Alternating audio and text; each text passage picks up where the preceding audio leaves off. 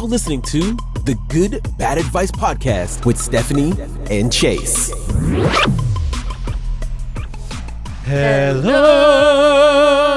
Welcome, you guys. Welcome back to the Good Bad Advice Podcast. We're your hosts. I'm Chase. And I'm Stephanie. And we give unsolicited advice to people in the news who definitely need it, but ain't asking for it. They need it this week. They need it this week. You know, we could have gone down the route of having part 2 Super Bowl stories because there was a lot. Taylor was in the news. Travis was in the news. Obviously, our hearts go out to the Kansas City. And we could have talked about Beyonce getting blacklisted from a lot of country radio stations. But we are not. We decided to pull all new stories to give a little bit of a different flavor. Hopefully it feels fresh. Yeah, that's what we should call the episode. Going in a different direction. Or it feels fresh. Fresh. That's great. I'm going to put that down right here. Yeah, you have to write that down, absolutely, because it's the beginning of the episode. We will not remember all by the time. end. Okay. Update me on the weekend. I just accidentally put in the taco emoji. Oh, probably because this weekend I had food poisoning. Oh, yes. Will I go into extreme detail? No. Thank you. I will not. Did I get it from Taqueria 27? Probably. We should not put them on blast, but yikesies. Although, to be fair, you got it from... Lettuce, which... I know that it's from lettuce. Anytime I've gotten food poisoning, it's always been from lettuce. Agreed. Taqueria 27 was delicious and amazing and wonderful, and their guacamole sampler is everything. I don't think it was their fault. I think it was the lettuce's fault. Agreed. So I'm not going to blast their place of business, but I was pretty much out for a full day of the weekend. But it's great because I finished a couple books, started a new one. So. Oh, good. I'm back into Fourth Wing. Oh. After I was kind of having depressy, messy several weeks, I was like, I'm not going to read a good book there. And then this weekend, I was actually pretty pumped. Yesterday after church, I made brunch and then we had kind of like a down, like a lull. Stephen was doing yoga and I just kind of like sneaked upstairs, turned on a fan, turned on the bed jet, pulled on an extra little layer, and then had my book. And it really was It's a premium experience. A premium. If you're going to read a premium book, you should really... Premium books deserve a premium experience. I have to tell you, to elevate the premium experience... Yes. Get yourself a fancy drinky. Okay. Like, don't just do your Stanley. Fill like a glass with ice, with a fresh lime, with cute. like a little spritz of something in it. You know what I would do? I would do one of those gummy sharks on top with like a little cream, just like I went to Swig. That's exactly what I'm talking about. Okay. If you add like a fancy drinky, also another thing. Gabby actually taught me this. She puts on like an aesthetic video on her TV. What? So she'll do like Gabby's a witch. Fall cabin. I'm obsessed. Reading. That is and magic. So it like has this like whole background of, and then while you're reading, it's like ambient noise. Because, I was actually going to shout out Gabby as well during this segment. She's the best. Because she got me onto Jollies, the brand of gummies. Oh. And I ordered myself Jollies and they came this weekend. Candy. Absolute deliciousness. But did you know Jollies is in Holiday? What? Yeah, Jollies Pharmacy. It's in Holiday. I paid shipping. Yeah. To be fair, it was nice to just like come home and there's a package and I busted open and I'm like, oh yes, delicious. To be fair, you travel like all around Utah all the time, so I feel like you wouldn't be too far. I know. I really should just go. I was in Holiday this weekend. Wait, I've been dying to go though. So can we go together when you eventually go? Wait, yes. Because we do it as mukbang? How busy are you today? I'm not very busy. Maybe we do. Because after this, you guys, the time has come. I'm actually very excited. I went to brunch this morning at Sunday's Best, and I barely ate. So that I could have the full experience of eating at Chick-fil-A. Okay, so we're definitely doing nuggets or strips. We're doing nuggets for sure. The waffle fries. 8-count a frosted lemonade.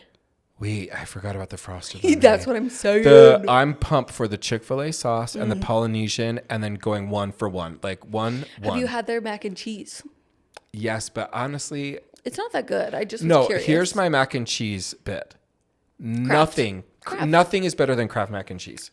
And my twin sister Chelsea actually makes it the best. I don't know what she does to it. Lots of butter, probably. You know what I also do is I do add a little flaky sea salt on top of my mac and cheese, so I get a little teeny crystallization. Okay, here's the thing. I have to tell you about a brand. This is not sponsored. That is a healthier mac and cheese. Hear me out, because I would not recommend you something. Agreed. That is a healthier swap if it was not good. Yeah, if it's like this is like those healthier Rice Krispie treats. And I'm like, it's Rice Krispie treat. It's basically, it's celery. Yeah. So the brand name is Goodles. Cute. They have a bunch of different like kinds. Goodles. They're like orange original cheesy mac is the closest you will get to a healthier Kraft mac and cheese swap. And I have had Annie's. I have had Bonza. I have had Velveeta. It is a protein pasta, and they are so good. You can get them at Target and I think Walmart and Harmon's. They might even be at Costco these days. They are honestly so delicious. When I see them, buy like 4 boxes of them, because here's the thing. When I eat Kraft now as an adult who has accepted that they have a semblance of lactose intolerance, it doesn't sit the same. Like, I love it. I enjoy it. I will eat every bite until I am full. Goodles, you will have the same experience, except you will be way more full because it's a protein pasta. It's so good. Okay, I'm going to try it because I'm someone who will try almost anything. I would not lead you astray. Totally. Like, it's not Kraft, but it's I was the just going to closest say, as long thing as you we're can not find. like, oh, hey, and this is as good as Kraft, lie. No.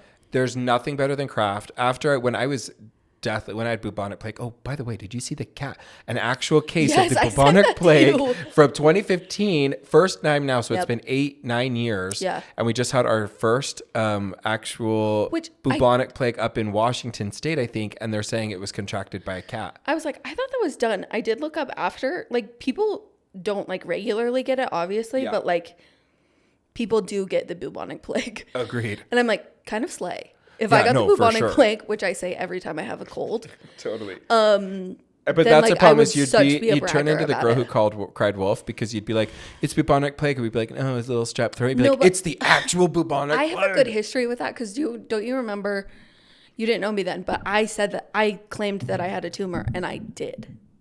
Wait, I had no idea you had a tumor. Yes. A tumor. Exactly. Wait, what happened? Where? So in 7th grade. Can you share? Yes, I totally can. I shouldn't like be putting your medical information on blast. No, in 7th grade, I started getting really bad pains in my leg.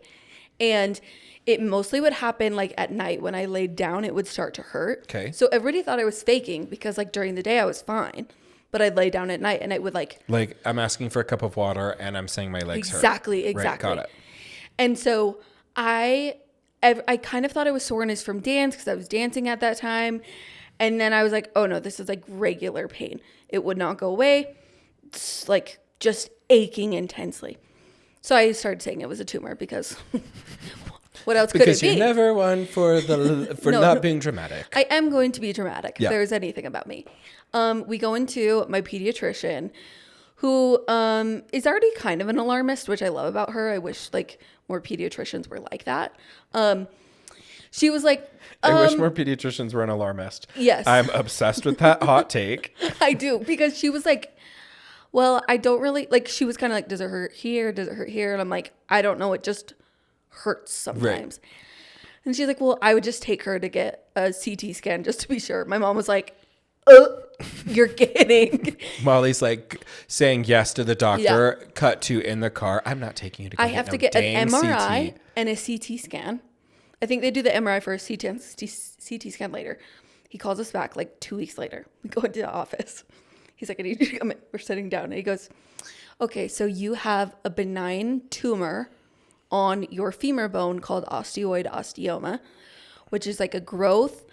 It kind of happens when people are going through puberty, where this like tumor kind of attaches to, like, because it's growing so quickly. All I heard was tumor, and I went, like, and Molly just puts her hand in her hands. And Molly, oh no, what Molly have we created? But like, it's not like it's not a tumor. He goes, no, it's a tumor. And I was like, vindication. Like tumor. That becomes your personality for the next 6 months. It did. I would, but my tumor.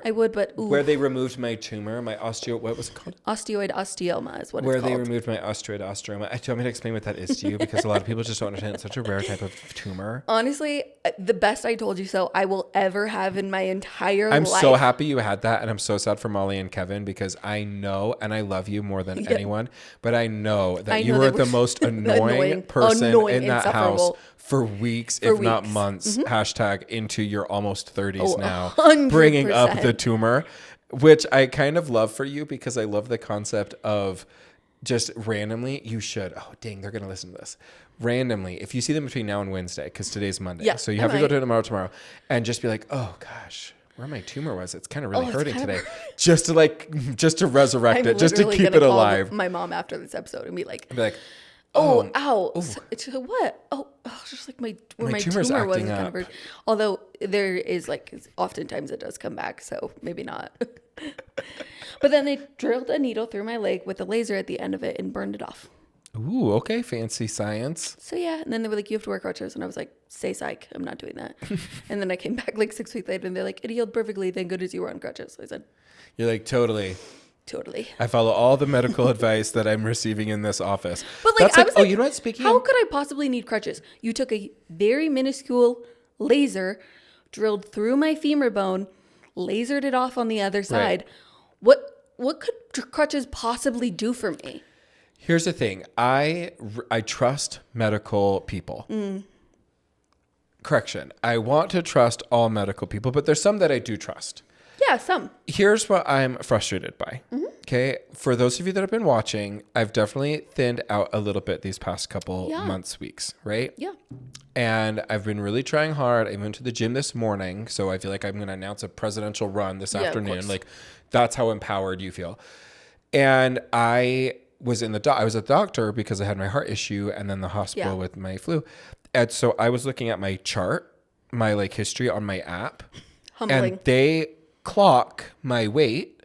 Humbling. And they have the audacity to not congratulate me on having lost weight, but to still call me obese. Yeah, 100%. That's a real dagger to the old soul. As a person who has always been in the obese range of her BMI chart, even when I was like 7, they were like, she was like too broad of shoulders. It's like, I really can't do anything about that. Right. Actually. I'm like, it's just numbers for you guys. It is therapy visits for me. Also, the BMI is like extremely outdated and has been for years. I don't know why we're still using that. Yeah, and I want an American BMI. I don't like a national BMI. I want like hey, I can shop at regular stores.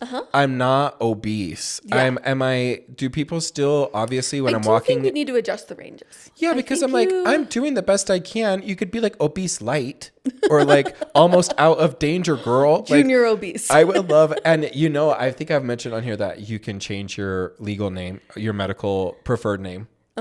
And so mine is Handsome Man. So whenever they call me back in, Handsome Man, and then when we've got a prescription for Handsome Man, and then I go there and I'm Handsome Man, my legal name is Chase Walker. So I've been doing that. That's amazing. Yeah, so I've done that for years. I really like that. And most of the medical people that I interact with think it's fun and they're like in on it, funny, and they're like, yeah, you're cute. And I'm like, cool. So you do have a personality. Maybe. What I would love is for you to extend that personality into maybe not calling me a giant flippin' whale. Like maybe be like, if you were like, you're the equivalent of. No, it's crazy what they write on those charts, knowing that we will see them later. Yeah, I know, but I think the vast majority of people aren't like reviewing them, and so they sneak stuff in. Like if I were making those medical charts and I didn't think people actually read it, I'd be like, "What's up, home slice? You're a cool cat. Please stop smoking." Like I went into a doctor once and read my chart after, and she was not understanding me or what I was like, my ailment was, and was trying to give me like the same like description everybody else gives me, and I was so frustrated. I just shut down and I just sat there like weeping while she was like trying to tell me what to do. And I was like, cool, I'll get all those prescriptions, but I'm not going to fill them. So I leave the room. I like am so frustrated. Call my mom after. I read my chart later. Patient was hysterical. I was like. You're like in a funny way or like not like, consolable? I'm like. So you think I'm funny? Slay. I was like, you should go back in and be like, hey, Janet, and she's like, you doing well? I'm like, yeah. Heard you thought I was hysterical. Listen, you got to listen to my podcast. We give unsolicited advice to people in the news. I was like, hysterical. Also, we have to shout out before I forget, just because it made me think of someone who had written, I've gotten multiple interests now that we posted over the weekend about our sponsorship packages. Okay. I've had multiple people, including Molly. Okay. She's like, I want to be in line. She's like, I would like this is a shout out to my mom. If you're listening, let's go, hunty. Yeah, sorry. But one of my friends, who I'll tell you offline, a younger friend. Okay. Wrote to me. I just mouthed it, so nobody, and I covered it so the camera can't see. We're like pros. Yeah, we're like pros. So pro. Giddy, girl. And so she wrote and said, I've now decided where I will start investing my money into your podcast. Send me your Venmo. And I just love that we got another Tara Lee Roth renewed her subscription. So she wrote and said, I'm so excited. She's a monthly subscriber. She's at our gold level sponsorship, so it won't quite pay for the value meal at Chick-fil-A, but we're getting there. So don't forget, you guys, if you want to be a part of this sponsorship, if you want to be a good baddie sponsor, we have those. I also have someone else wrote that I'm going to get you your sponsorship. Oh, blah, blah, yes, blah. yes. So yes, we know yes. that that's in the works too. So amazing. Okay. Also, I had a great week. Oh, yes. I'm so Last sorry. week How was was your week? so busy for me. I mean, I was in trial, hearings, catching up from mediation. all your clients after the plague. Yeah, I was exhausted. I felt like I ran a marathon. So Saturday, I gave myself permission to just not do anything. To almost do nothing. And we ended up going to the Capitol Grill downtown because we got a gift card. Shout out Brad and Shay. I'd never been there before. You should have shouted out Bill, the GM. Is he the GM at Capitol Grill? Yeah, and he knows my dad. So here's my thing. Well. Sorry, Bill. And maybe I need to go with Molly and Kevin. Our experience was not great. And let me tell you why. Yeah. One. I don't disagree with you, by the way. So we don't drink alcohol. Yep. And as soon as he asked, do you guys want a cocktail menu? And we said no.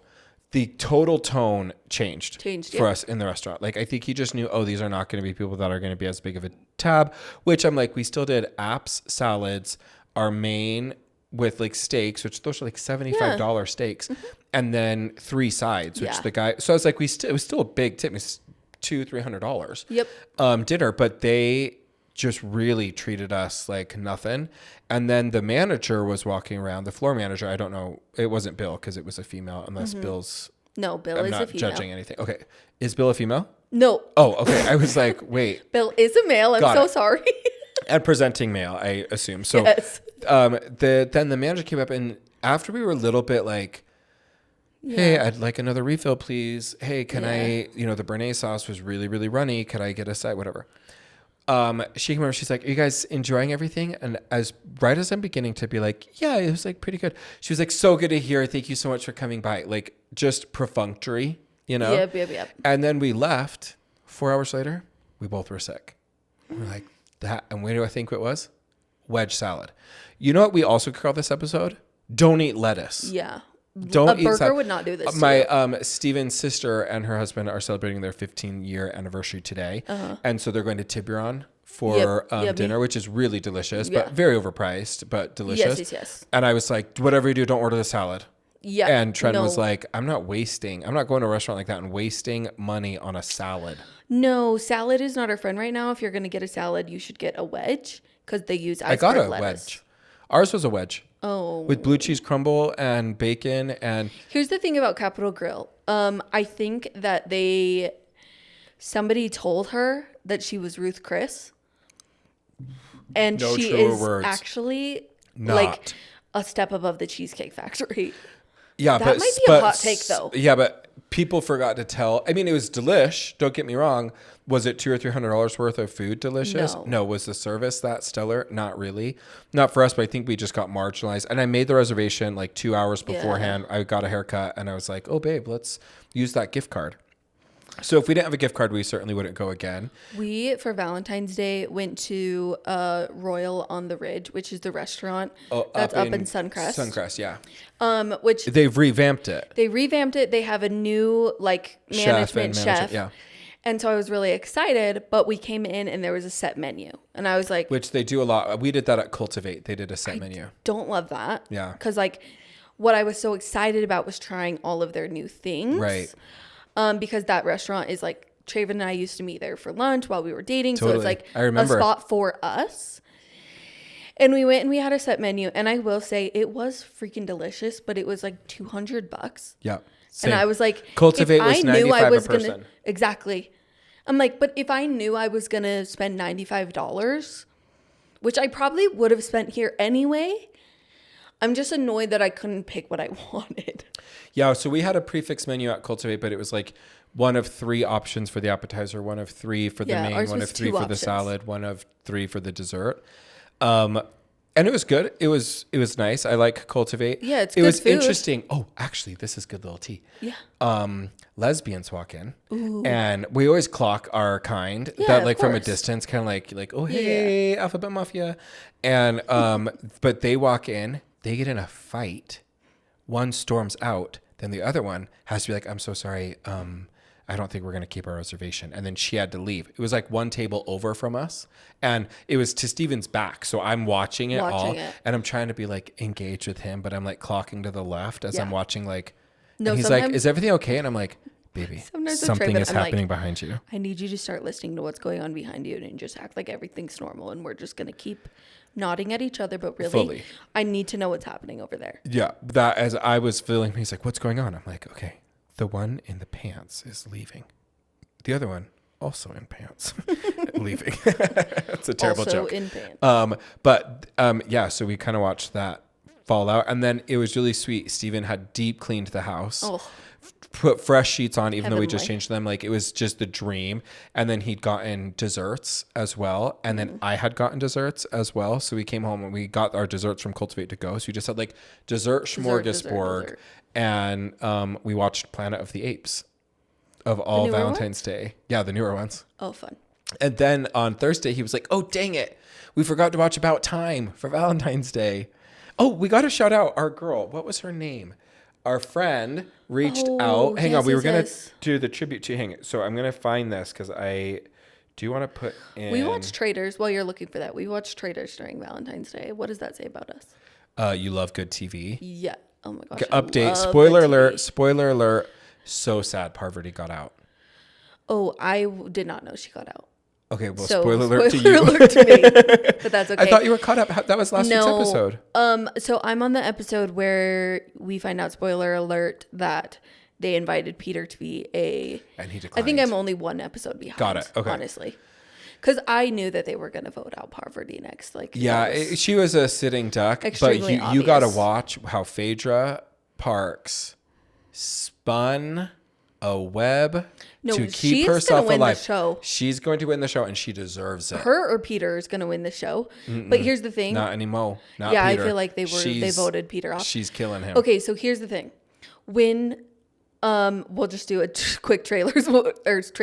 When they were sitting in the room, and this other Survivor girl, Sandra.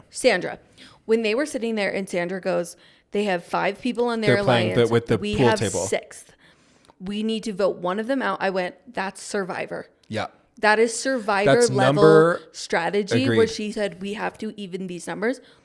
I was like, that was one of the smartest conversations I've heard on that show ever. And when she's explaining it to all these other like contestants. Yeah. I agree. And it should be Peter. They should vote out Peter because he's leading. I mean, they shouldn't as faithfuls, but for their strategy, they should have voted out Peter because I don't know what happens, but he's the one who's leading this. Yep. He's the brains of the operation. Yep. You know Kevin isn't doing crap. You know Kevin is confused as hell. That honestly, you should watch this last episode. He at one point gets something so unbelievably wrong that then I've seen on people on social that are like, someone needs to get him off the show. No, I was actually just even shocked when Kate walked in and Kevin's like, Kate, are you listening? I was like, if there is literally one person on earth that I wouldn't check within 5 minutes of meeting them. I want to spoil something so badly, but I'm not going to. You're really lucky. Scary. You're lucky I'm not spoiling something because Kate comes back. Kate takes a much more active role. Here's the thing. I would have literally thought that Kate would write Kevin's name down at that table after he checked her just to be like, I didn't like the way you spoke to me. Yeah. Like, that's how Kate is. So I was like... Season 1 was one that was like, I think you're annoying. I just want you gone so that this isn't so hard for me to be here. Like that's what she would say when she'd vote people so out. funny. Iconic. Also, Traitors UK season 2 will premiere on Peacock March 8th. We're in a Traitors heaven. God is good. Speaking of also good, Janessa is our friend who we're giving a special shout out to her. Happy belated Valentine's Day to you and your husband. We got the nicest message from her, and it's so fun getting to do this and connect with different people and to meet all these different people. And so please don't shy away from sending us a message or interacting with us. We really do love it. In fact, I will send Stephanie screenshots because we both get into the Instagram account. So in case either of us have missed a message, we share it a ton, and I love that. It's such like an unexpected side effect. Like we really did this for us to like have fun and see each other. Yeah. But like that people love it, enjoy it, like we'll reference it or like reference something that we said to watch or talk about. Like it's so like, I know. I love people. And we have to give our Lauren report here. Report, yep. Lauren report. That was our first correction. We've been saying her name wrong. Sorry, Queen. Sorry, Lauren. Okay, is that right? Now I'm self-conscious. Lauren. Lauren. She's going to be like, actually, it's Lauren. Lauren. Damn it. Okay. Usher was on roller skates, not rollerblades.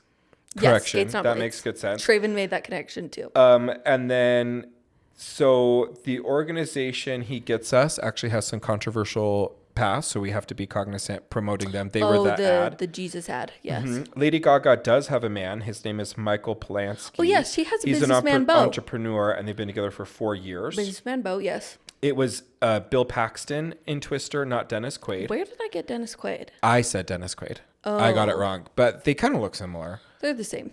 Jonathan Bailey, we were saying wrong. It's Marcus Jordan, not Marcus Johnson. What did we say? Johnson? I said Marcus Johnson. Jordan is literally his most important name. Literally, I agree. And then also, Usher's performance was from a multiple of albums, not just the Confessions. So you know how you were saying, it's kind of because he was pulling most of it in celebration of that. It was actually from multiple albums, not just that one. So it was I wonder what further a little albums. bit more to snooze. Oh, she wrote me. Hang on, let me look. Yeah, which other albums? I didn't. I gotta make sure. Okay, he did do an OMG reference. The entirety of Usher's performance was not from Confessions album. You Don't Have to Call, Nice and Slow, Love in This Club, and OMG are all from different albums. Oh, yes. Those are the ones. The majority of it was. Yes. Yeah. So thank you, Lauren, for she each week will just fact check us so that if you guys are screaming at the stereo or the computer screen as we're getting something totally wrong, don't worry. We get a fairly sizable text from Lauren. We get a report. We get a full report, and we love it. Yes. So thank you, Lauren. And I think we should dive in to our people in the news. I think it is time. It is time. It is time. First story. Kelly Rowland walked off the set of the Today Show allegedly because her dressing room was not big enough for her. Now, she was not up to snuff.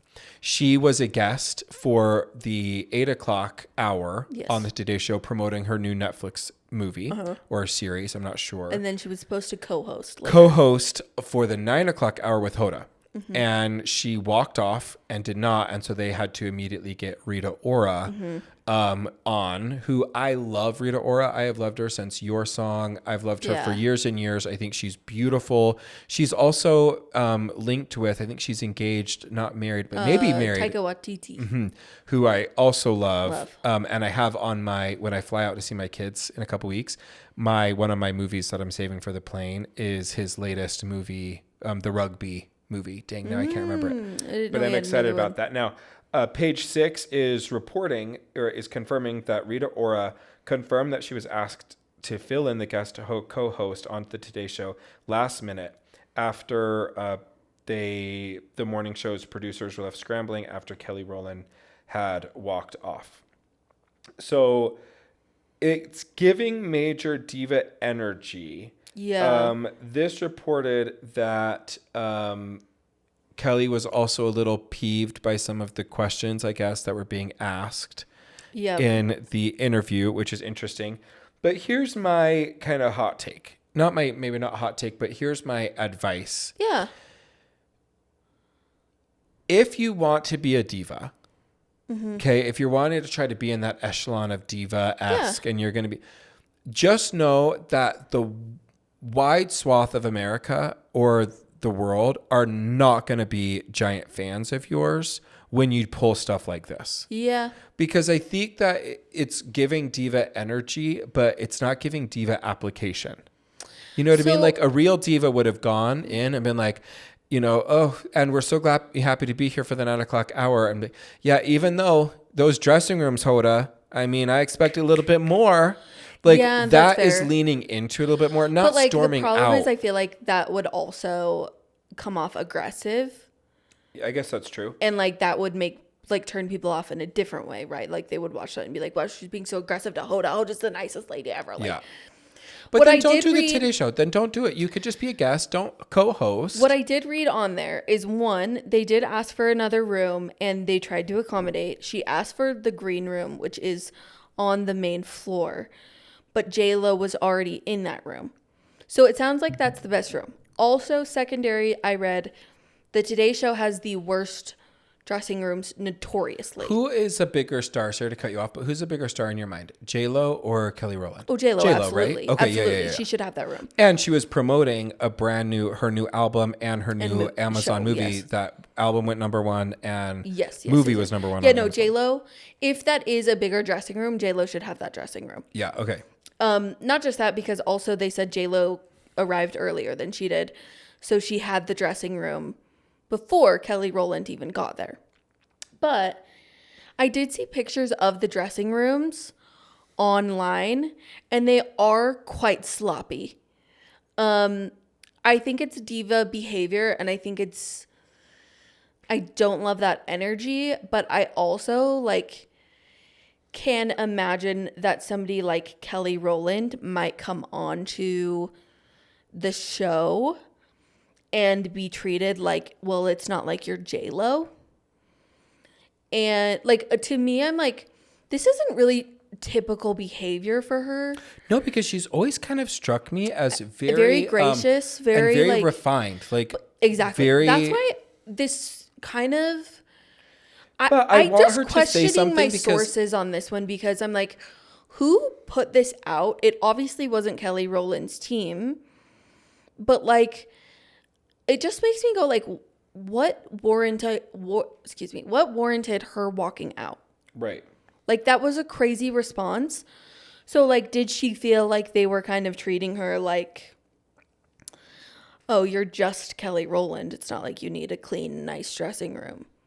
Right. That's how I have, because I'm trying to make sense of it. It is not how she behaves in past. So I guess I'm just why on earth would she have done it this time around? Well, and I just wonder, her social media feed, because I checked it this morning, mm-hmm. She was promoting her new show. All of the top comments. I would watch this, but I guess the dressing rooms were good enough for you here, Kelly. I would watch this, but you're too much of a diva. I can't believe you tried to turn on Hoda like that. For her, she's getting enough public backlash, and those are the top comments on the past top 3 or 4 posts. She's getting enough backlash that she really should be addressing it. Yeah. Not addressing it is not working for her. And I agree with you. I think it would be smarter to be a PR release, not an apology from her. Yeah. I don't need her apology, but I need it to make it make sense. I don't I actually from the pictures I've seen of the dressing rooms, they're kind of they're not clean. It's not there's stuff everywhere. So I can see if you came in with a team of 5 people to do your hair and makeup, right, and you walked into a tiny dressing room that's not clean and there's stuff everywhere, you'd be like, this is not cool. Right. It's at some point you do have to demand respect for yourself. And that's why I just think that, the way that it was released in that she walks off the set it's storms really off. Dramatic. It was really dramatic, as though it was in the middle of an interview. No, literally, Kourtney Kardashian when she was famously interviewed about something. Yeah, it sounds like she got up and left in the middle of a live segment, and that doesn't. It doesn't add up to me. I agree with you. She doesn't seem. She seems much. Honestly, all 3 of Destiny's Child seem incredibly poised, gracious, wonderful. I don't get a lot of diva energy, but I definitely get. Sorry, Charlotte has been writing me nonstop, and she's asking me what I'm doing. Can I just take a picture of us and say we're filming the podcast? Also, love bum, this Charlotte and Oliver. Charlotte got the code word last week. She also sent me a picture of her eating popcorn, listening to the podcast. I love her so much. I love her so much. She was so great. So Oliver and Charlotte here. Your code word. We can post that one too. Oh yeah, good. Is it a good one? Not of me, so no. We're gonna Facetune that before we post it. Oh my gosh! Speaking of our next story, but our code word for the kids will be cupcake. Cupcake's a good one. The cupcake will be it because Sweet Tooth Fairy is. I'm continuing to do songwriting sessions tonight, and I had a cake done for the last songwriting session. Cute. And so I talked to Megan yesterday and said I would love, can we do cupcakes? And then they're doing some gluten. She's doing gluten-free. Cupcakes are so good. I'm going to have a ton extra. So all right, fine. I'll come over after. Please. Okay. Speaking of Facetune, I'm obsessed with this story. And I understand my mom pointed out that I say obsessed a lot. Obsessed. Obsessed. We should have an Sorry, obsessed. Liz, I love you so much. We should have an obsessed counter. Because I actually do say it a lot, but I really, really love this story. Sometimes when I'm editing our social cuts, I realize that I say like a lot and I'll just cut it out. So instead of doing obsessed, you should just do a bleep. Remember we were going to try to figure out how to bleep social cuts so we could just randomly bleep things that were not bleeped normal that we wouldn't need bleep. Okay. Okay, so this is the coolest story because it's so crazy and it's so believable. Kourtney Kardashian is accused of face tuning. Makes sense. No, sorry, Khole Kardashian is accused of face tuning. Makes sense. Yeah, makes sense. They've all been crucified over she's really bad. It not being really their face or body or world, except that she know that if you're looking at their photo, it's not real. It is art. It is not. It is art. It is not a photograph. It's a very different. That's a very different vibe. It is art is such an amazing thing to say for people who face tune their photos. Yeah, and if you write art, and then if you write as the comment, "This is art," it's a really great backhanded compliment. Like, this is art. And they're like, "Thank you." It's like, no, I mean it was manufactured. No, I know that this isn't what you really look like. I mean that you shaped this. Yeah, photo. like if people are coming like, "Wow, you look so pretty," I just like commenting, art. "This is art. This is fake." Anyway, ART. But she's accused of face tuning her cat. Wait, let me see the photo. Okay, again. So it's a picture of her holding the cat. Show the there's a camera. couple. So now the cat is this is a Russian blue cat. Yes. Beautiful cat. Yeah, really. yeah, I mean, of course the Kardashians are going to have like the best Gorgeous of the best animals. Of the best. Now we're going to post this. So here is one of the pictures. Okay. And they're claiming Facetune because the eyes. Yeah. And the fur's been smoothed out. And they put hips on it. and there's cleavage. He has a BBL. It's a BBL and there's nail polish on the fat, juicy butt. Now, people are saying that it's clearly face-tuned because here's also them in a normal picture where this is the face of a Facetune. Yeah. Like, art. Let's just be real. This is art. Art. This is digital art that someone created. Arguably, just because of their plastic surgery, also art. Yeah, 100%. Sculpted. But like, that's not. And let's be clear. Of all the Kardashians, the United States top podiatrist, if you have toenail fungus, try this at night. It's genius. This is just an ad. Thank you, page 6. Great. I don't know how. Now I said it out loud. I'm going to only get podiatrists. Stop saying it, Chase. Speaking of Kardashians, they did win reality TV show, the People's Choice Award. Okay. And of that star cast, the biggest star in this house is Khloe. Yes, we are 100%. diehard. So like, don't think that we're coming for Khloe. We just think it's so Khloe. brazen to maybe have gotten a little like artistic. Isn't it iconic also? Or artistic like, of her? Actually, like an animal to Facetune an animal is actually quite funny to me. To Facetune a child, psychotic. It's funny. Just so funny it even to just me. like has like an unnatural smile too. Also, I know someone's going to point out what the collar brand is, but I'm really surprised it's not like a Chanel or a Louis Vuitton. It's because it has an Apple AirTag in it. Oh, that's what that is. Yeah. That is a really not AirTag their cute. Cats. That's really a not cute. Wait, should I AirTag my cats? Probably, so you know where they are. And then I just go. Although you don't have outside cats. No. So like that, I think it's particularly for cats who kind of live. They're at the house, dum dum. What do you think? You can see what room they're in. So yeah, I think agreed. You should be allowed to Facetune your cats and your animals, but you should not be allowed to Facetune your children. Definitely gonna Facetune a picture of Wrigley for our carousel. do a before, I'll, do a side by side. No, do a side by side, and maybe he's like looking over the. Maybe give him lips, pouty lips. Stephanie, I'll make his nose like bigger and like a cuter. Contour. And make his eyes brighter. Change. Make his eyes put bigger. Contacts in them, so it's like a yellow eye. I'll make his eyes like bright blue. No, one is bright blue. One of them is like an orange. Like, yeah, okay, I just love I'm definitely gonna do this.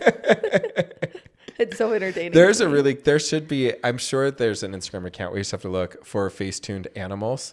If not, that's a hole in the market. People should be posting Facetuned animals, and it's like a parrot. But then it's like a real like long eyelashes on the parrot. Gorgeous. Like a filter. I have someone in my family, Carissa, who posts pictures of herself that are heavily filtered. Yeah. And sometimes every now and then she'll have the filters on for her kids as well. Yeah. And every now and then Annie, who is a little younger, will move around and the eyelashes don't quite catch her. And then they like settle or whatever. Also, that video I sent you of Phaedra where she comes in and she's like, hi. And Sheree's there with Bergie. How y'all doing? How y'all doing? The Facetune is trying to catch up with her moving, and you could totally see that she's filtering that. Yeah. Anyways, I agree with you. I think you should be allowed to FaceTime your animals, but you should not I would love to see like a beautiful FaceTimed horse. Facetune. Like muscular. Oh, sorry. Facetuned. Facetune your animals, but I agree with you. You should not be Facetuning your children. Yes, no children. Because you want real pictures of your kids. Like Oliver had angel kisses for a while, which are kind of the red marks on his forehead.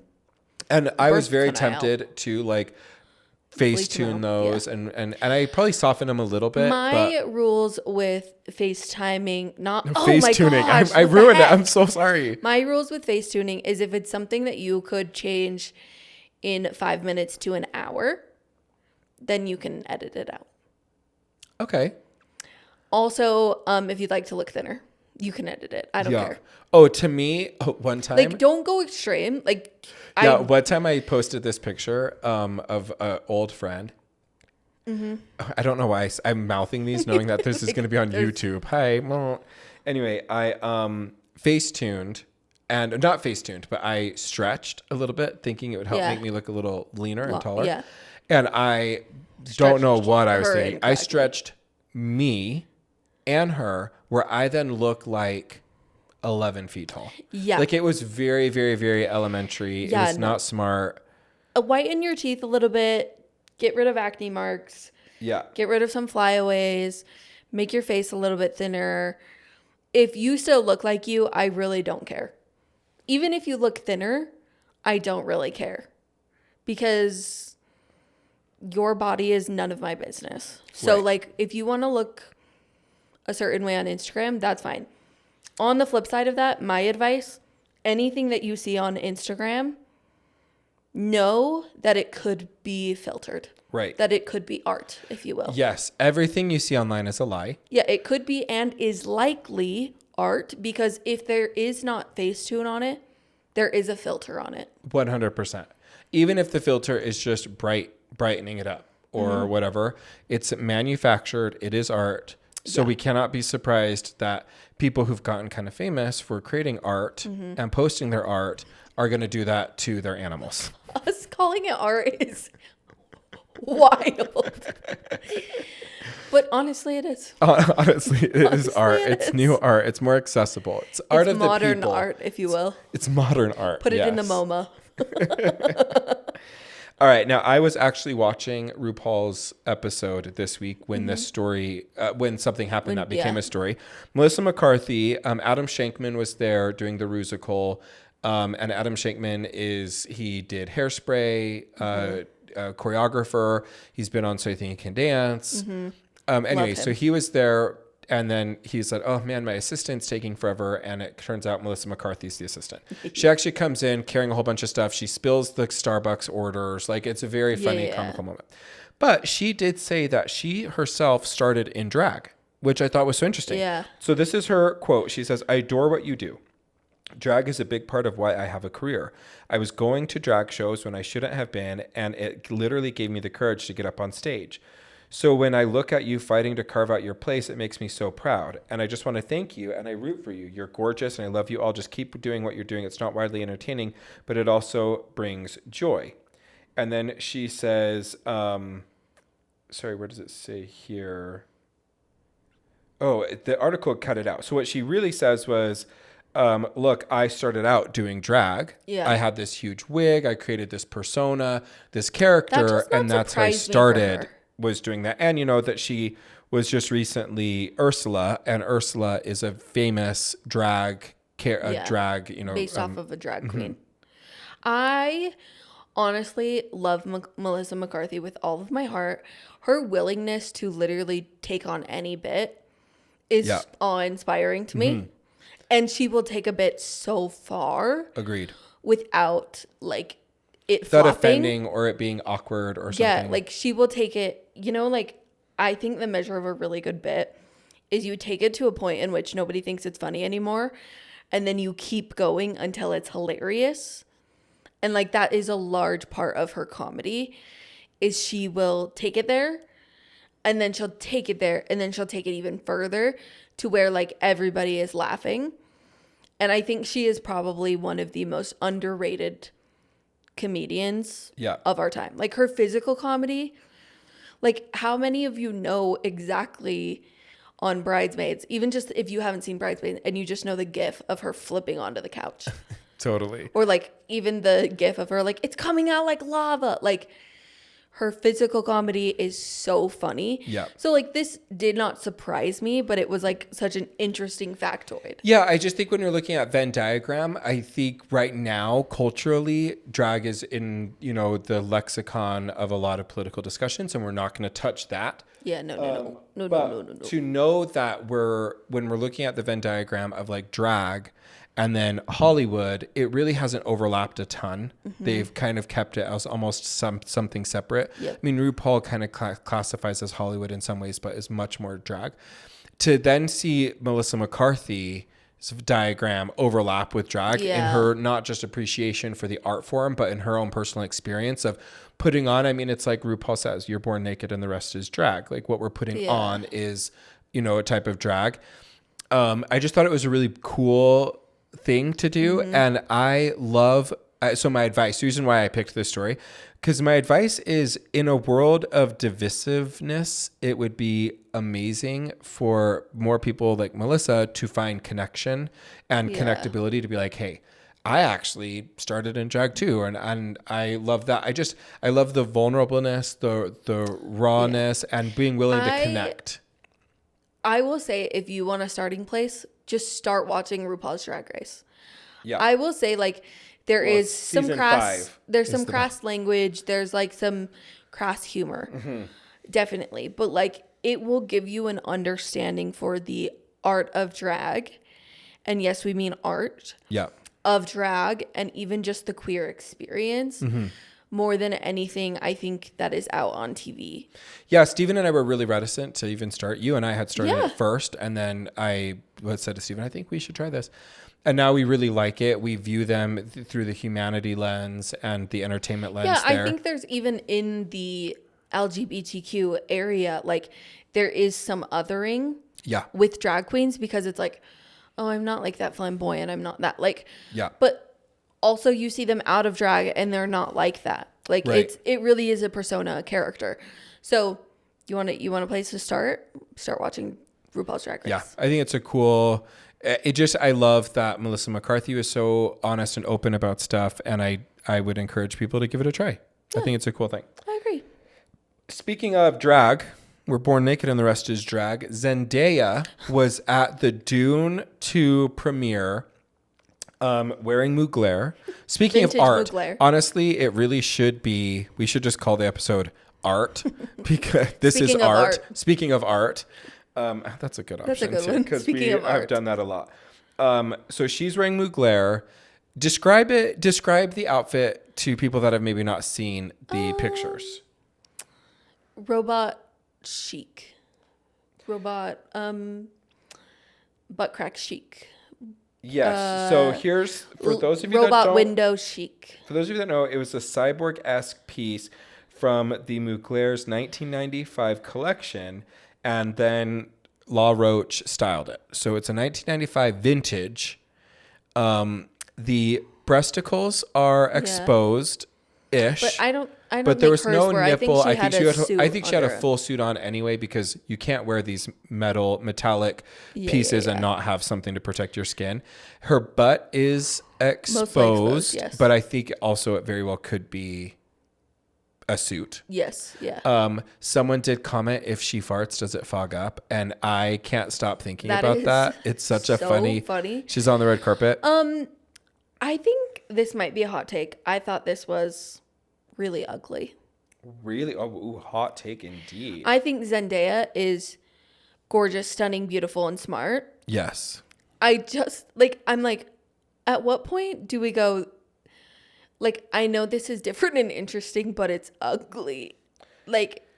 So I'm so sorry, because I know let that me people validate were, that, because I don't obsessed. I think it is a Roman Empire moment for a lot of people, because it really is. Her press tour for Dune has not missed.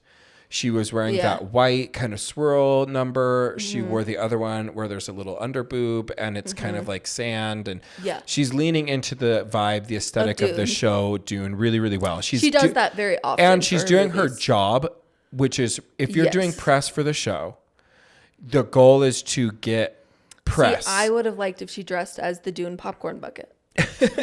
No, if Timothy Chalamet dressed as the Dune popcorn bucket, I was her date. Yeah. So I think she did her job. She picked something very provocative. This is not like right off the runway. This is very intentional. 1995. You know, we're dealing with 30 years ago, basically, pulling something vintage. It is art. I will say it is. I think it's complete art. And art is objective. And art is very subjective. I didn't love it. I think it is really smart.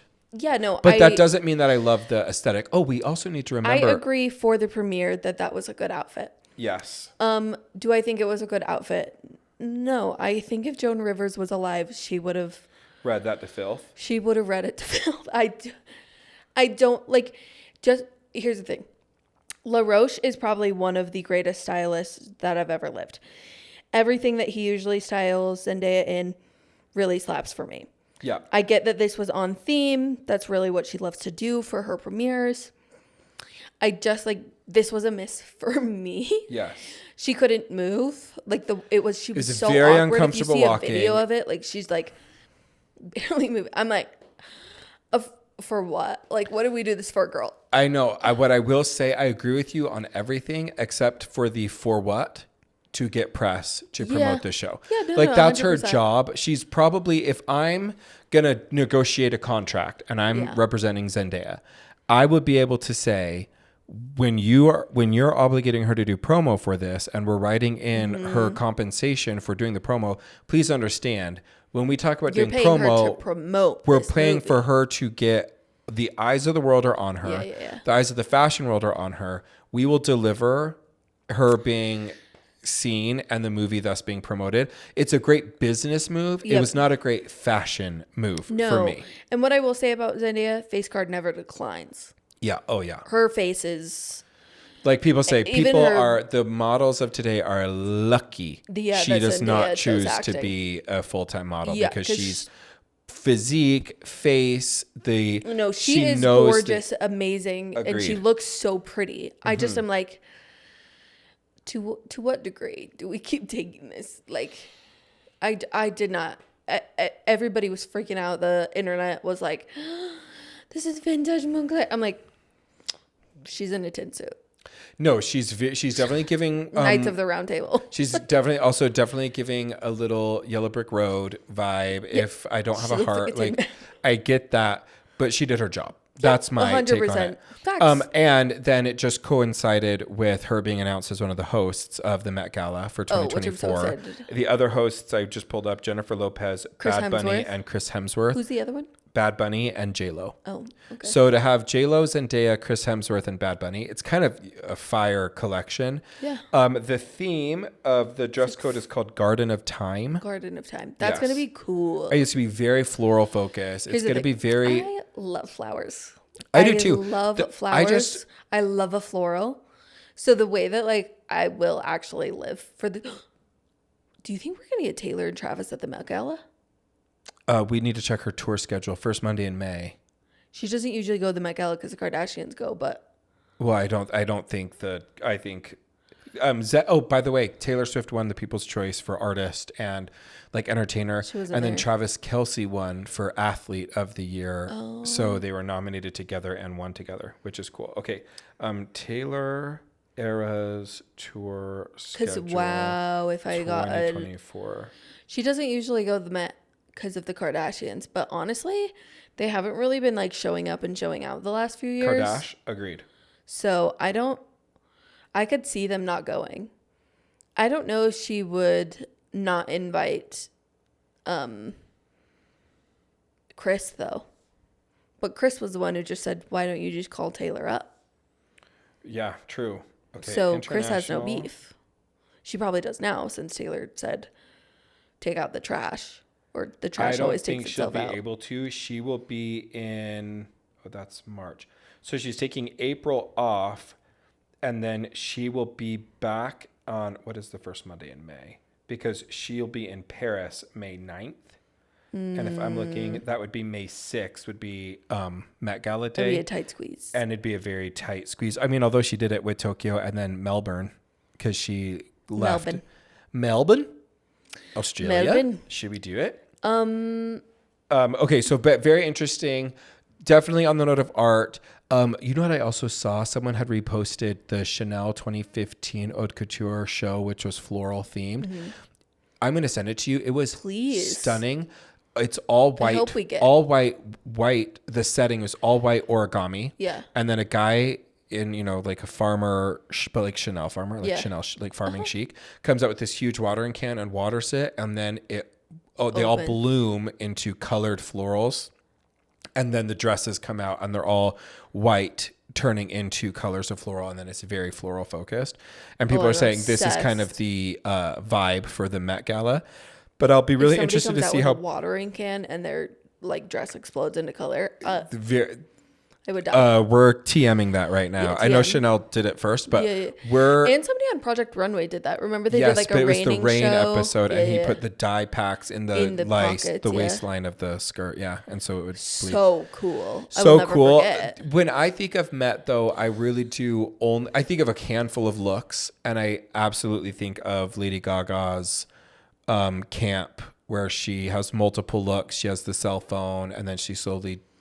Camp was like the year that I feel like we got iconic looks. Agreed. I think of camp a lot. That's like the Kendall and Kylie, and the Billy Porter, Zendaya was in the Cinderella dress. Yes. So it'll be really interesting to see because Garden of Time is kind of a cool concept. And do they focus on time, or do they focus on the garden part of it, or both? An amalgamation of those two. Which is kind of cool. So I want to see a mixture of vintage and new designs. Yes, that are a new interesting. Steph and I love Met Gala. When it comes on, we start immediately sending looks. Watch together. I don't know. We should. Although I do love sending looks to each other, and then at the end, the next day, we pick our top 3. So we'll do that on the pod for sure. Yeah. Our top 3. All right, final story of the week, and I love this because I am watching The Bachelor. Yeah, I think he's very, very, very likable. I do not watch The Bachelor very, very, anymore. very boring. Yeah. So it's a very boring season because there's no real controversy. But the Bachelor seasons are always better than the Bachelorette. Yes. So these are Bachelor because them girls are crazy. Girls. Yes. Yeah. But the Bachelor, Zoe Graziati? I don't know. Joey Graziati. I know I'm saying that wrong. Lauren, could you correct that? Mixes up.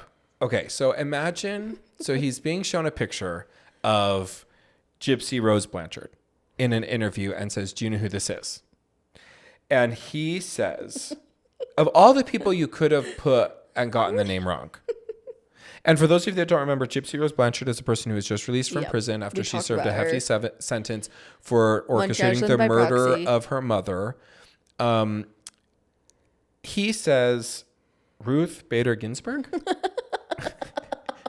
For those of you that aren't quite placing the name, she is the former very liberal, iconic Supreme Court justice. I mean, she was on The Basis of Sex. The star of that, was her story. Oh my gosh. talking about sex discrimination. She's an Rose icon. Blanchard. She's we cannot underscore enough the movement that Ruth Bader Ginsburg did for so many causes. Yes. And she was a brilliant mind, one of the leading legal minds of all time. To get her name wrong and compare her to somebody, to Gypsy Rose Blanchard of all people. It is mistaking like the Dalai Lama for like the Donner Party. Like the names kind of sound similar. It's like there's three words in it, but you really dropped the ball on that. He really airballed that, he shot and was just no. Just he's tennis. The ball just someone aced him on that question because that's a tennis reference because he plays tennis. Sure.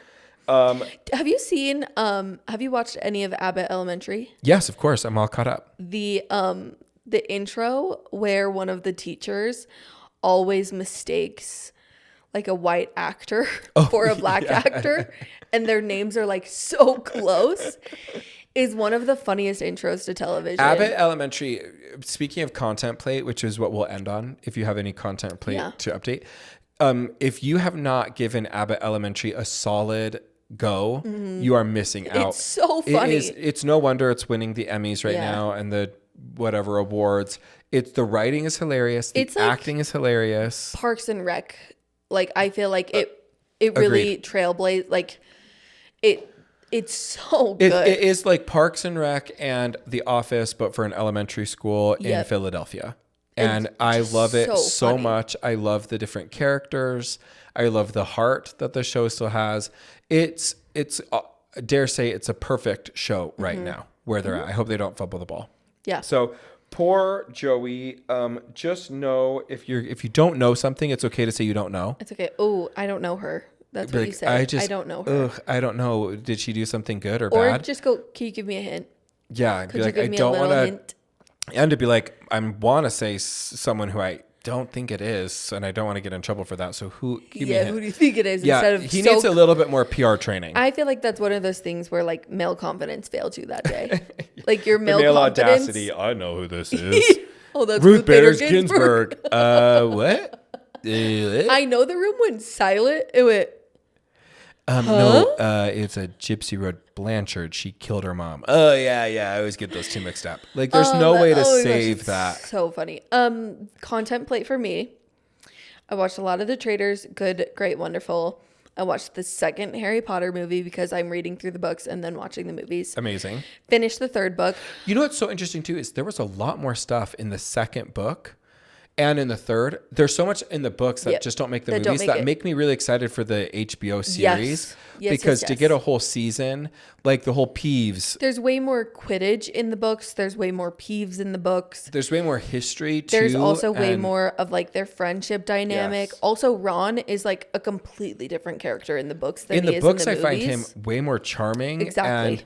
And I've always, in the books, they kind of make him seem... I would think like in the movies, he's like kind of Midwest aloof strong, and dumb. like kind of like in the books he's Travis Kelce. He is in the book he's like kind of corn fed, and in the movies they made him very flighty almost. Or I'm trying to think of like a good word for it. Kind of a little cowardly.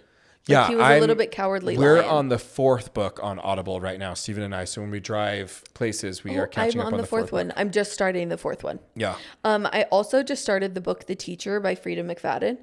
Frida McFadden is an author who is on Kindle Unlimited. I was talking about this with Traven this morning, so I need you guys to know how fascinating this is. When you self-publish on Kindle Unlimited, you get paid for page reads, and it's like cents per page read because everybody has different font, blah, blah, blah. You get paid per page read, and then you get paid when somebody finishes a book. You also get paid when somebody buys the book for their Kindle. Plus, you get paid when they buy a physical copy or a hardcover. Okay. She has... like 4 books right now that are in the top 100 on Kindle Unlimited or the Amazon store. Okay. She self-publishes these books. As far as I know and have seen, I do not see her putting marketing spend into her books because the word of mouth on her books is so strong. You're doing it right now. Yes. So one of her most popular ones is called The Housemaid. There's like an eye looking through a keyhole. Most people have seen the cover. You would recognize it.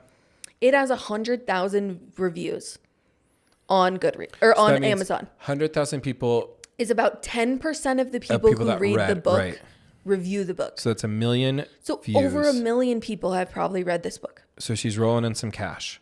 She woman should sponsor. No, this woman is probably making, I have to tell you, $20,000 to $50,000 on page reads on Kindle Unlimited a day. That's just on page reads. How do we get into that business? We start writing books, and we start writing books fast. Do they have to be pornographic books? No, hers are not pornographic. They're just thrillers. Got it. But a lot of those trash authors who do pornographic writing are just basically filth, like smut. Like they're just. I was at a wedding one time, and someone came up to me and suggested that I write like porn through like their company. And I've never felt a darker chill of someone's core being absolutely like of God, like godlessness than of this person. And I should tell, I'll tell you offline. Our Kindle smut girlies, we love you so much. Yeah, no. I'm saying sometimes the author, or like if someone like the author connection is a little bit more gross than we would maybe think. So interesting. Anyway, as far as like if you are releasing books on Kindle Unlimited, you are getting page reads. And for people who buy your physical copies, like I'm sure people are going into Barnes & Noble and buying her book. Yeah. But I have to tell you, on Kindle Unlimited alone, this woman is probably making $20 million a year. I am in the wrong business. No, I love helping people. We need to start writing thrillers. Actually, I have a couple clients that do listen to this. This will be my 2 weeks notice. I'm going to start writing thriller comedies. It's a hole in the market. Thriller comedies. You know what? Okay. Honestly, she kind of has a formula to her books too. And so like the one I'm reading right now, I called Traven in this morning. I'm like, hey, I need to tell you what I think is going to happen, because if it happens, then I need to know that I was right. Right. And I need somebody else to know I was right. Right. But like, so she kind of has a formula to it, but I'm like, her books are so good. I'm literally like, I want to go home and read my book because it's so good. That's how I'm feeling about Fourth Wing. I am really excited. And then I'm excited to read Iron Flame. Which I know is a little bit of a dip for some people, but I love most content. I love people that are creative and create this whole world. I think I need to convince you to read Throne of Glass. Yes, actually, it's on my list of like talk to Stephanie about. Is probably the best series I've ever read in my life. Wow. Okay, including Harry Potter. Including Harry Potter. Wow. You guys, this is big. First. This is big. So when I was reading it, I did not appreciate it for what it was. It's not smutty. There is like romance in it, but it's not erotic scenes. It's not erotic nature. It's actually famously known for not having any spice in it. Like at one part, it's like leading to that. And it like ends on like, so Lorcan did, like period. And then you turn the page and it's a new chapter. Right. It's like she wanted him to show him everything that he could do. So Lorcan did. Period. Next chapter. Like it's famously doesn't have any smut in it. Okay. But the way that you will like, I think about these characters daily. That is like my heart song. That is one of the best series I've ever read. So I am reading right now. I'm reading The Escape by David Baldacci. It's John Puller's third book. The third book in the John Puller series. David Baldacci does an amazing job and my mom got me onto him. My mom is a very, very, very avid reader, particularly of murder mysteries. Like she loves Agatha Christie. She loves David Baldacci and James Patterson, and like good James Patterson, not co-writers with odd people like Dolly Parton. Who we love, like that book. We love her, but it was an odd read. That was a very odd read. I didn't even finish it. I think I DNF'd it because I was like, I read all of it, but I audibled it. So yeah, that was probably good. But really, he creates amazing complex leads that are dynamic, and I really, really like it. And then we've now started our third vintage challenge series. So you know the TV show The Challenge. Mm-hmm. We watched episode 10, 11, and now we're on 12. So this is 2007, 2008, like with a Nokia sidekick. And hey, guys, TJ just wrote us on our Nokia Sidekick. Flunk, you know, and then they read the thing. I had one of those. I'm upset. The way I was like, Flunk. Yeah. Sorry, texting, and then you close it fast. You use your hip. Like, anyway, we are loving it. And it's so funny because it's kind of trash TV. And Steven is not a trash TV person. He is hook, line, and sinker. He's like, well, you know, because of the whole lie that Beth said about Mark. And I was like, please bring my Steven back. But we've been watching that. I highly recommend it. It's very entertaining. Now the earlier seasons are just 20-minute episodes. And so they cruise through the season pretty quickly. Yeah. But really, really entertaining. You know what I need to also start too? Love Island All Stars.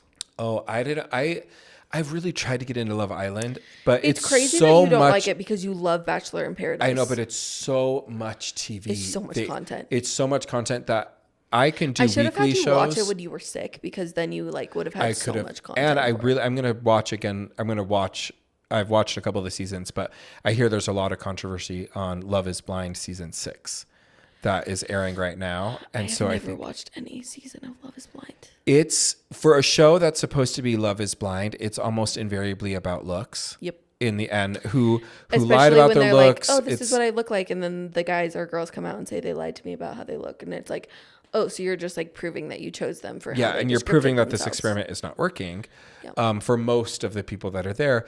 But I do love that one person did describe herself as looking like Megan Fox when she definitely did not look like Megan Fox. Pause though. I have not seen this, but I have seen this girl, and I have to tell you, I think that they look alike. If you look at a photo of them, they have extremely similar features. She is plus size Megan Fox. Like I think that her descriptors, she probably should have included that. Like, she is definitely in a bigger body than Megan Fox is, but her features are very similar to Megan Fox. Like, she has a very similar cut eye. I don't know about the nose, but obviously the lips look very similar, and she has dark hair. Interesting. So I could easily see how somebody would see her, especially in passing, and be like, oh my gosh, you look like Megan Fox. Right. Like, I'm sure that she has heard that before. I just think the problem is that you're picking such an iconic vixen. Like, when I say Megan Fox, I'm not thinking, because I have similar eyes. When I hear someone describe Megan Fox, I almost invariably hear she is a vixen pinup. No, if somebody told me one time that I looked like Margot Robbie, and I said, thank you for lying to my face. That is the greatest compliment you've ever given to me. I would not go into the Love is Blind box and said, somebody compared me to Margot Robbie. Right. I would be very conscientious if I had said, someone said I look like one of the kids on One Direction. And then I'd be like, but you kind of look like him. What? You do kind of I look know. like Liam. There's a little. And so I'd be like, yes, I could kind of see it. Like, kind of cute. Like, it's kind of a mix of like both. But I would never go in. That's so good. I would never be like, I look like one of the kids from One Direction. And then cut to me. And then they'd be like, I'm so sorry. I thought Chase was coming. Is he coming? Is someone else coming here? How did you think? Because you had 2 legs? Where were you drawing comparisons? You have hands? Look like Liam, though. Now I get that. I've never thought that before, a lot. But you are correct. That people are like, oh, you kind of look like Liam. What's Liam Payne? Yep. And I'm like, oh, cool. But I also get, who's the one that was with Cheryl Cole? Not Liam Payne. Not the Blondie. Not Zayn. Oh, now I have to look up the names. I don't know. I've only gotten That's what we're going to do for our prompt. We want to know who do people say you look like? Yep. I've only gotten one celebrity before that I thought that I was like, okay, I can see that. Partially, though, because she had a very big chest. And I was like, is that what you're trying to say? But she was a British model. I think her name is Kelly something. But I cannot remember who it is. Louis Tomlinson. Okay, look up take British, the hair away. No, you do look like him. I actually look like him and Liam Payne had a baby. Look up British model Kelly. Okay. Because then I think we can find her. Model Kelly. Oh my gosh. It's Kelly something. Kelly Ben Simone. No. Kelly Brook? Oh, actually. Let me see. Oh my gosh, kind of. Hang on. This is loading up. I think it is Kelly Brook. Wait. Kelly Brook? Yep. Somebody told me I look like her. Whoa, kind of true, It sweetie. is true. We got to do... I think you're a little prettier than her. She looks a little thank weathered. You. No, you should look at the other images. I think that's not a great photo of her. I mean, gorge. And she's a model, and I was like, you know what? I'll take that one. Yeah. Oh no. She also if someone has were to say to Kate me, Upton. General advice. If you're gonna say you look like someone, you need to not pick like you look like Ozzy Osbourne. Don't say like, Shrek. Don't be. Don't say you look like Fiona You from look like Shrek, an ugly Lady but when Gaga she in is the Shrek. meat dress. Like. It's crazy to like even tell somebody they look like somebody. It's like you're already. It's such a risk, and you only can pick like the most glorious, beautiful people. That is the general advice. You can only tell someone they look like someone else if who you're saying they look like, even if it's totally not accurate, is a like Hollywood supermodel. No, that's why when somebody said Margot Robbie, I said, like, oh my "Are gosh, you thank being you serious?" so much. And they were like, "Yeah," and I said, "That's a lie." But like, I guess. I'm like, in what way? Please tell me every detail. Oh, that's so funny. She looked beautiful last night, by the way, at the People's Choice Awards. Gorgeous I mean, always. your doppelganger looked beautiful. Thank you. It's really too bad that your doppelganger. Yeah, that your doppelganger didn't look like, didn't get nominated for an Oscar. I'm so sorry. You guys must be really sad. If she had brown hair, we'd be a spitting image. You should be a stand-in. Like a seat filler. You know what's so funny? I was talking to my friends Gabby and Emily at work, and I was talking about an influencer. You don't know them? I don't know them. That's crazy because I talk about them literally all the them. time. No, this is You the literally Lindsay. shouted This out is Gabby. the Lindsay Newsome of it all. I know it is. You shouting out Gabby in the beginning of the episode. Like hijacking that friendship. I'm like, hey girl, got the jollies. We're sitting in the car, and I'm showing them an influencer who was previously on Love Island, Molly May. Her life is just like so aesthetic, so beautiful. And I was showing them to them. And I'm like, this is the only person on Instagram that makes me feel bad about myself, even though I know her filters are edited. Her life is aesthetically pleasing to me. Like, I love it. And I said, I honestly would kill myself if she was a brunette. Like, that's the only thing I have. And they were like, you have blonde hair. I said, no, you don't have blonde hair. You have literally it gave me an identity crisis. I'm a brunette. Yeah, honey, you're a light brown. Thank you. You're not a dark. And you're not like way, an unctuous like brown she black. Has white blonde hair. And I was Agreed. like, even if I was blonde-ish, like a blonde, if you will, right? Which is what I really like. This is blonde, but this is brown. Yeah. I was like, you guys don't get the point I'm making, which is that if she had silky, gorgeous brunette hair, that would be my 13th reason. Yeah. You cannot. That is a bad joke. But so true. But it is true. And then I had an identity crisis. I'm like, oh, I need to dye my hair fully brown now because you should go dark brown. You should just see what that looks like. Have you ever done dark brown? Yes, I have. Do you have a pic of that somewhere? It's kind of jarring because my skin is so white. It's like Snow White, but not in a good way. Derogatory. Honey, how you view yourself is so not accurate because I think you're so studying a gorge that I'd never look at you. I would need a regular spray tan to go that dark. Do that. But if people sponsor this dang podcast, let's put a fair. Sponsorship up for Steph's regular spray tan. I just think I need to go like a little bit more chestnutty. Wait, before we forget, we can't forget. Speaking of spray tans, Kathy Hilton. Can we? Eyes on me. 1, 2, 3. Eyes on me. Kathy, girl, you need to get a spray tan. If you're going to go to the People's Choice Awards, you cannot wear all white or off-white and then look like you're wearing white gloves and you're wearing white face because it is straight up. It was spooky. I thought she was wearing gloves. I thought she was an apparition. Like, I don't know how she got there. I think she just suddenly showed up. Yeah, she's Peeves. She's like, ooh, you aren't going to win. Just speaking of spray tan, the housewives just put some bronzer on your hands. Like, what the crap? Here's the thing. It was so For bad. being a housewife historian, both of us. Yes. Being a housewife aficionado, we would bleed for the housewives if they asked for blood. Speaking of Lisa Barlow, I've sent you a message. You need to respond.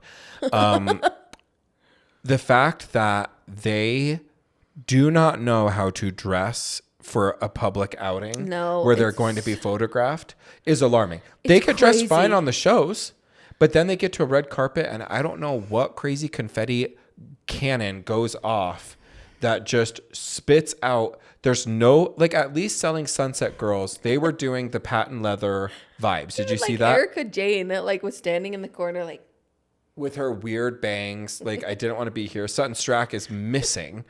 Anne Marie, who is a one-season housewife, Jane is was standing there looking like how we all next to your felt. sibling.